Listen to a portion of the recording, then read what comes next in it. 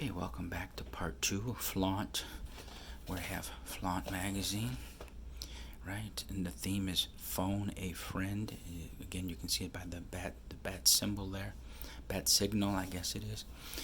And this is issue number 180, Flaunt magazine. This is really well done here. I love these photos. This is kind of sexy here, where there's this slant going on, right? And again, it's nothing vulgar. It's nothing too explicit at all. As a matter of fact, it's not explicit. It's just the suggestion. You kind of got that Angelina Jolie thing going on, where remember she had that slit in her dress and she put her leg forward. Right? This is really sexy. But that's what I mean about sexy. You don't have to be vulgar to be sexy. You don't have to be explicit. These are really well done. I've done quite a few shoots like this where the models, right? I get low like this, and I use a wide angle. I use a Nikon 24-70, the f2.8. It's a really great fashion lens, and I love to get this exact shot. Go low, go to the wide side, and you get this sense of a really elongated leg. Now this is not really wide, because if the photographer was really wide, this leg would appear a mile long. It would really be coming right into the lens. So it's not extremely wide. But again, we have the telephone here. Nice. And I wanted to, the reason I included this, some of the best spots, believe it or not, to do a shoot is in the stairwell of a building. This is very simple, but can you imagine like the Chelsea Hotel back in its day? It was adorned with all kinds of artwork because the Chelsea, the residents there, Stanley Bard. I'm going to digress here a little bit. Stanley Bard was an awesome guy. He was really a humanitarian. And what happened is he ran the Chelsea Hotel, the legendary Chelsea, for many years. And he was so good with his residents that, you know, sometimes with artists, it's feast and famine, right? They go through periods of famine, and then, right, they'll sell a book or they'll sell a painting, right? And they're good for a while, and then, right, it's very cyclic. They're up and down, up and down. So my point is, Stanley Bard would take paintings as payment, as a kind of a barter, right? So if a person couldn't afford his or her rent, they would say, hey Stanley, will you take a painting as payment in lieu of my rent? So the Chelsea had all kinds of beautiful paintings all the way, and I think it was 10 stories. It was actually 12, but 10 were accessible by the main stairwell, and there was kind of a private hidden stairwell for the upper 2 floors for the very wealthy people. So floors 1 through 10 had, in the lobby, were really adorned with a lot of artwork. So my point is, and I know I went long, I kind of digressed. When you can find a stairwell, now this is very plain, but you can see because of the geometry, it makes a wonderful photo. So if you're going to do a shoot, by all means, keep that in mind. Go scout a stairwell and shoot your model in a stairwell. And you don't have to take a big C-stand and a big studio strobe. You can just take a speed light. Take a speed light or 2, right, and put it on a little portable stand and hit your model with a speed light. And, right, that's all you need. This is Marilyn on the telephone, continuing with the telephone theme.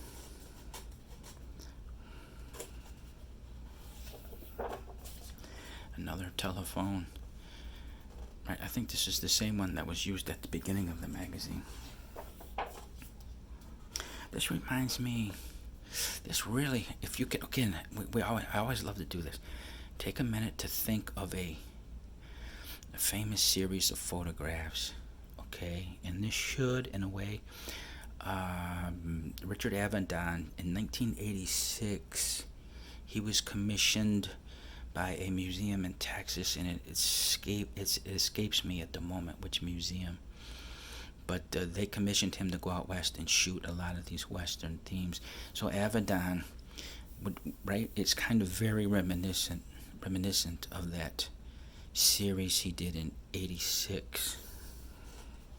It was called The American West or something like that. Again, I didn't research it. I'm trying to recall this from memory.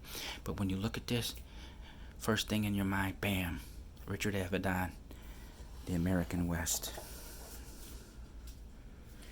we're getting back to this blur. This has been going on for some years now.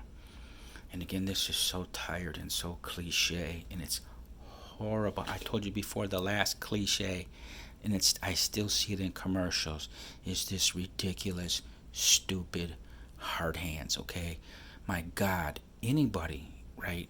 Any photographer or videographer who's doing this, okay, if there were a union for photographers, you need to be expelled from the photographers union if you're relying on something that cliche. And it's the same with this blur, right? Any photographer who's using this blur, it's been with us 5 or 6 years. It's beyond tired. It's beyond cliche. Please, let's move past this stupid hard hands and let's move past this blur. Okay, that's been desaturated. It's a little blurry, and it's right, all the color's been kind of sucked out of it. Again, that's that. I don't understand why people do that. More blur, stupid. More blur, stupid. Stupid, stupid, stupid. But people think this is hot. I don't know why they think this is hot. It's just horrible. Another out of focus, blurry image. Look at this ridiculousness. It really gets me hot under the collar. Because you have people being paid well to do these photographs, right? And how many aspiring photographers are out there, who would love to get a chance to shoot? And you got, right, I told you this 1,000 times. The person shooting this might, again, I'm not making an accusation, but it's most likely the son or the daughter or a niece or a nephew of some mogul, and some strings were pulled to get this photographer a shot in a big magazine like this, and this is what they come up with: trash, right? Because it's not a merit-based system, it's a nepotism-based system. Okay, this is pretty cool. Again, though it's blurred, I mean, I like the look, right? But it's blurry again. It's just good night. Come on, man. I'm like Joe Biden now. Come on, man. This is cool. I've done this before. You shoot against a Connex or a shipping container, and it really makes for some awesome photographs, especially if you use now Savage papers. Savage papers come like they're 107 or something like 110 inches wide, and they make a narrower paper which is 53 inches wide. So this would remind me, and these shipping containers, they're about 8 feet wide, so that would be what, 12 times 8 is 72, 76. God, I can't even. I don't even know. 12 times 8, 96. I'm drawing a blank right now. But anyways, my point is, you come in real close with the camera. And I can't remember my times tables. That's wonderful. So 12 times, hold on, 16, 80, 96. Okay, I had to do it right, Carrie. So you come in close and you use these doors, because these shipping containers run 8 to 8.5 feet wide. So you come in close and you use this as your, like, the equivalent of a Savage paper. And it's all original. Sometimes they're rusted, they're beat up, they're dented, and you've got all this text, right, that identifies the shipping container. And this makes an awesome backdrop for a shoot. So I told you stairwells. And also keep this in mind: if you see a shipping container somewhere, use your model, take your model there and shoot, and keep it, right, frame it, not like this, but keep it so that the model is, and when you do your crop and post-production, right, you've got those doors as your backdrop. Instead of a Savage paper, you're using these doors. This is Becky G. She made her, if you want to see something cool, Becky G, she did a video with Cher Lloyd, when Cher Lloyd was all the rage in about 2011 to 2013. That's when Cher Lloyd peaked. And she had a wonderful sound, and she was a fashionista. Cher Lloyd could dress to the nines. It was her Sticks and Stones album, I think it was. I think that's what it was called. But regardless, Becky G was in a video with her. It was called Oath. Oath, Oath. So if you want to see Becky G, just search that at YouTube or whatever. The music video called Oath. She was 14 at the time. Now that's 10 years ago. I think it was in 2012 they shot that video. Now it's 2022, so Becky G should be about 24 years old. Right here. Believe it or not, they sold these dresses. They used to sell these dresses in Love's Truck Stop. Believe it or not, they're called Love's Travel Stop, but it's really a truck stop. And they sell, and I used to see these in gas stations. It's called scuba. It's called like a scuba knit. It's got this rubbery, and they're sundresses, and they're beautiful, and they're like $15 or $20, right? So if you ever travel and you're at a Love's Truck Stop or a gas station, and they sell them in like this box, and they're in hangers, and you'll have a 0, a 2, a 4, a 6, and so forth, right? Pick one of those up, because right here they're so colorful. And even though it's a gas station dress, now these, I'm talking full-length dresses here, not just little crop top. Get one of those dresses because it's really awesome. Here we have more of Becky G. I skipped one way back here. Let's see. Okay, yeah, this is Becky G as well. I think that's her. Yeah. Okay, this isn't really so much a keeper. You could kind of cut this out and frame that, right? It's shot outdoors and the light is a little bit harsh. But I guess if you wanted to use it as an ad hoc poster, you could. This is another one showing a little bit of under boob here. Got that tight little core, right? This is really awesome. That tight little flat tummy.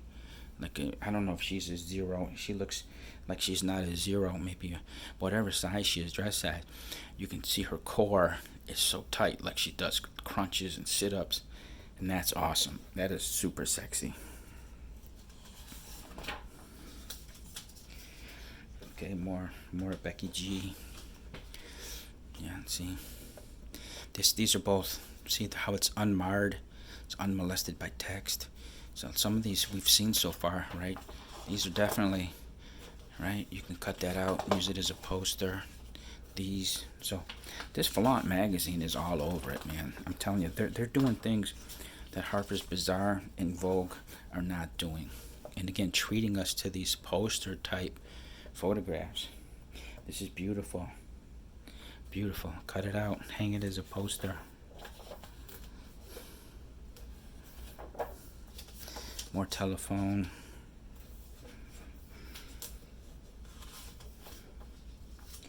Okay, these are kind of illustrations, right? But they're really well done. Very nicely done. Okay, this is kind of weird. Kind of has a Picasso, right? If you kind of this overall theme, this was a Picasso element. Extremely well done. This looks like almost like a lobster.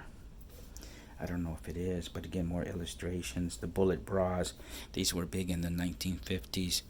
They didn't look like this literally, but it gave the woman's breast a very cone-shaped feature. And again, they were called bullet bras, and they were big in the 50s. If you ever watch a TV show like Perry Mason was shot in the 50s.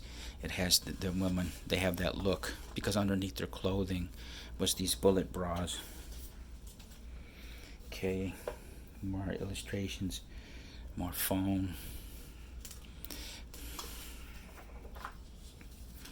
more phones. I had a phone like this when cell phones first, well, actually you saw this in Wall Street, the movie Wall Street from 1986.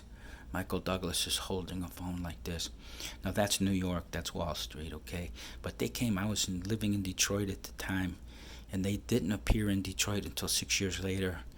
They appeared in 1992, and this was my first cell phone. It was just like the one Michael Douglas had. Well, it's like this. It was made by Motorola. In this, it unscrewed. It was a rubber antenna, and there was a threaded portion on the top, so you could unscrew your antenna for like portability reasons. And if you wanted to make a call, you screwed in your antenna transmitter, right? And this is what it looked like in 1992. That was a cell phone. Motorola, 1992. This is really well done here on the left. That's a beautiful photo. Look at all the agreement in that photo. That's really a tremendous photo. Lovely. Okay, this is kind of cool, right? It's really stylized very well. See, I don't care for this though. And again, I don't have anything at all against the LGBT community. But right, I don't like it when, right, it's just kind of like a caricature, right? So, something, you can be gay without being like a flamer, right? And again, you can knock me from my comment, right? Because I have many gay friends. I had gay friends for many years, going back many years. And you can still act manly. You can act masculine and be gay. Nothing says you have to be a flamer. And this is what I'm saying. This is what I don't like, is when, right, you have this kind of flaming homosexuality. Okay, so if you want to criticize me in the comments, you're more than welcome to. This is horrible. This is trash. This is ridiculous. This almost looks like something from Balenciaga. Balenciaga is known for this way left field ridiculousness. Again, I don't know whose clothes those are, but it looks like Balenciaga. Right? More of the flaming stuff. Ridiculous. It's trash. My God in heaven.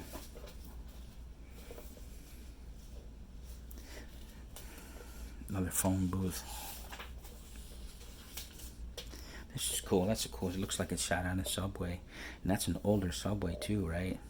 Because the color schemes, this is like a wood grain on the door. And these colors, this looks like the old McDonald's and Burger King booths from the late 70s. So this car that they shot it in looks like it's been taken out of service. Right? Of course, I don't think it's in service anymore. And they just did this photo shoot in this old subway car.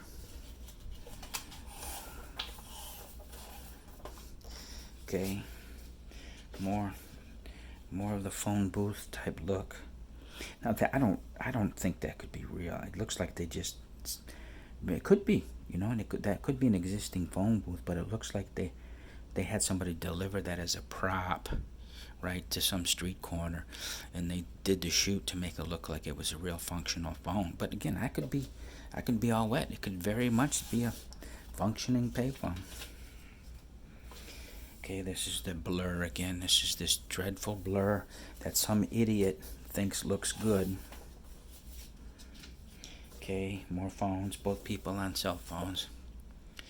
Okay, nice. This is horrible again. More blur. Taxi stand. This is a really nice outfit. Very colorful. Fits. Very form-fitting on her too. Again, this looks more like Rita Ora. This is twice. In this magazine, I'm picking up a Rita Ora vibe. Kind of has her look. Very, very much so. See, this is blurry.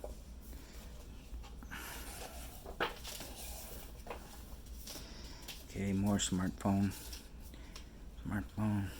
Okay, that's it.